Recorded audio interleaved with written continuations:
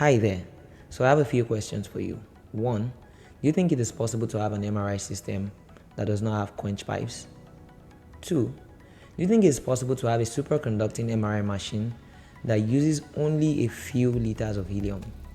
And three, do you think it is possible to have an MRI system, particularly again a superconducting MRI system, that you can ramp up and ramp down within a few hours to days? Now, if your answer to all of my questions is no, then I'm here to tell you that they already exist. So up on this train with me as I explore the rise of what we know as low helium, or should I say helium-free MRI systems. MRIs are like the coolest kids on the block, just like me. Alright, so theoretically speaking, there are different kinds of magnets used in MRI. We have the permanent magnets, the resistive magnets, and the superconducting magnets. So for the superconducting magnet, it is highly likely that the MRI machine you have seen is probably a superconducting MRI machine. For the purpose of this video, I'm going to talk about the superconducting magnets. So the way the superconducting magnet works is that we basically have coils known as superconducting coils that exhibit magnetism under really low temperatures. And the way we achieve this really low temperature is by the use of an element which is known as helium. Now let's talk about helium. So helium is a non-renewable resource, and it is largely a product of natural radioactivity of uranium.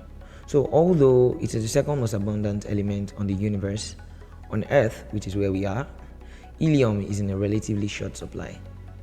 And we need a large amount of helium for superconducting coils.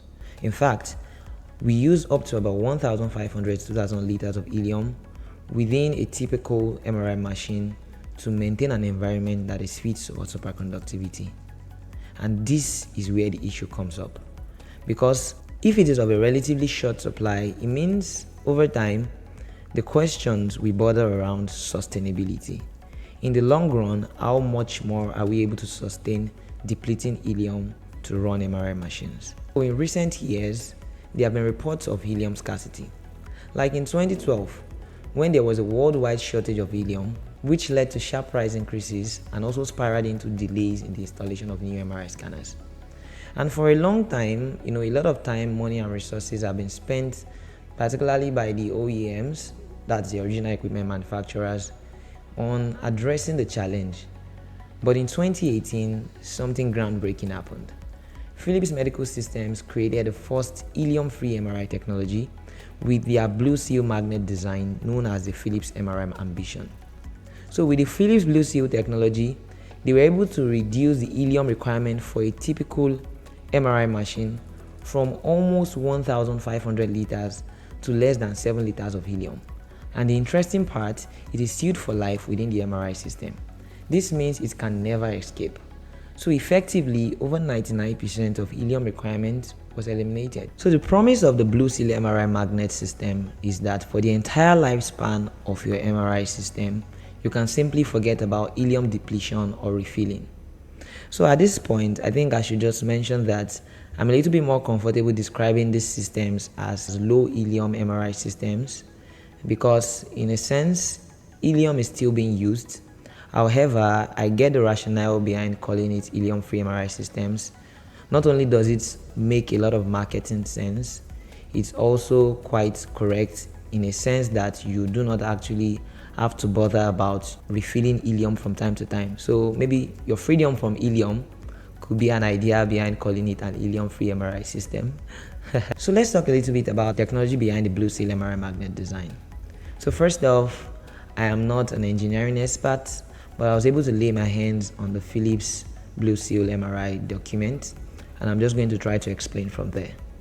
So the idea behind this is that the superconducting coils are actually housed in a vacuum as opposed to helium baths, which we find in conventional MRI systems. Also, a small amount of helium is permanently enclosed within the system where it circulates through specialized cooling tubes. So the cooling cycle actually works through natural convection. What we see is that the cold helium gas, which is actually denser, sinks and moves through tubes, cooling the superconducting coils. Now, as the cold helium gas absorbs heat from the coils, helium warms and it expands. When it expands, it gets lighter and then it rises towards the cold head, where it is cold again. This cycle repeats itself continuously, maintaining an optimal magnet temperature without the need for helium refills or even cryogenic maintenance. What are the advantages of the Philips Blue Seal MRI system? For me, one primary advantage, which I think I have spoken of all through this video, is the effective reduction in helium consumption. And I think, as much as I'm concerned, I don't think we should trade that for anything. When you look at it from the angle of sustainability, it checks. When you look at it from the angle of long run cost effectiveness, it also checks that button. Another great advantage of this technology is the absence of large volumes of liquid helium. Means that the weight of these magnets can be effectively reduced. And you see, these MRI systems can actually weigh as much as 900 kilograms lighter than conventional MRI magnets. And this is kind of really impressive because it eliminates concerns with where should I site my MRI? Can it be on the topmost floor? Can it be on the ground floor? Which are considerations that we oftentimes will bother about when we are citing conventional MRI systems. Also, the absence of quench pipes, it also means that you can plan for ventilation easily. You can site your MRI systems at locations where you just want to. Also related to the weight is the fact that these machines are light. Helps a lot with mobile MRI machines. We have the mobile versions of MRIs that can be moved from location to location. Finally, we know how ugly MRI accidents can be.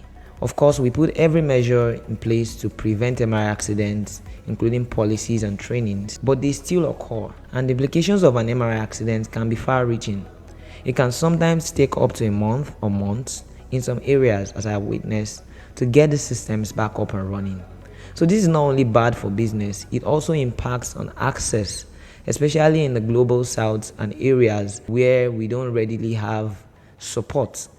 And the promise of the low helium MRI technology, particularly the Philips Blue Seal MRI system, is an easy single-click ramp up and ramp down process where you can get your machine back up and running within a day or so. After, you may not even need complex engineering solutions to get back to work. In terms of variations of this technology, other vendors have also come up with similar variations and also very impressive ones.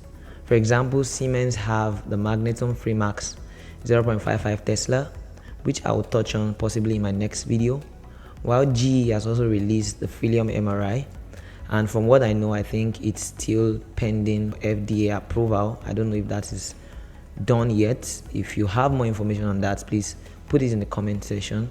But from what I understand, Philips were like the early movers in this technology, and it's really impressive. What disadvantages could possibly exist with the helium-free MRI systems? From the top of my head, what I can think of could be a high initial cost. Initial cost of procurement could be probably high. I think that can be offset in terms of the fact that you might not need to refill helium in the long run. Another thing I can think of will be its potential application for higher fields.